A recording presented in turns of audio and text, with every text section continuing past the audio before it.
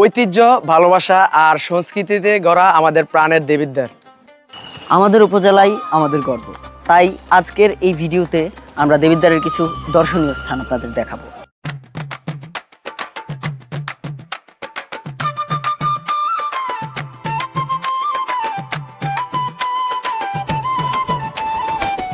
আমরা এখন দাঁড়িয়ে আছি দেবিদ্বারের সাবেক এমপি ইঞ্জিনিয়ার মঞ্জুল হাসান মুন্সির বাড়িতে, যেটি সকলের মুখে মুখে ঐতিহ্যবাহী গুনাইঘরের মঞ্জুবাড়ি নামে পরিচিত।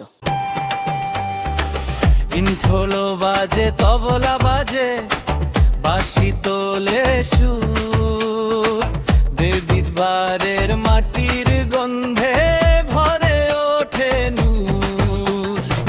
তালে তালে দুলে দুলে গান উঠুকে। আমরা এখন আছি দেবিদ্বার গুনাইঘর বাইতুল আসগর 7 গম্বুজ জামে মসজিদে।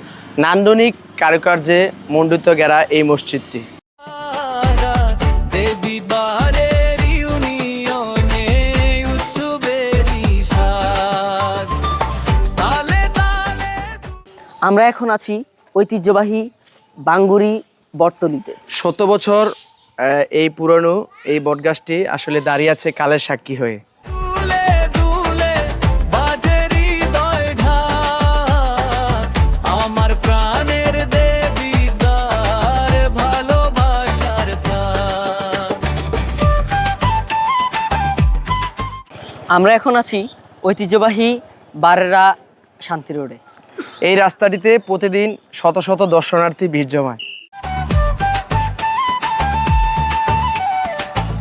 আমরা এখন আছি কুমিল্লা জেলার দেবিদ্বার উপজেলার পাশ দিয়ে বয়ে যাওয়া ঐতিহ্যবাহী গুমতি নদীতে।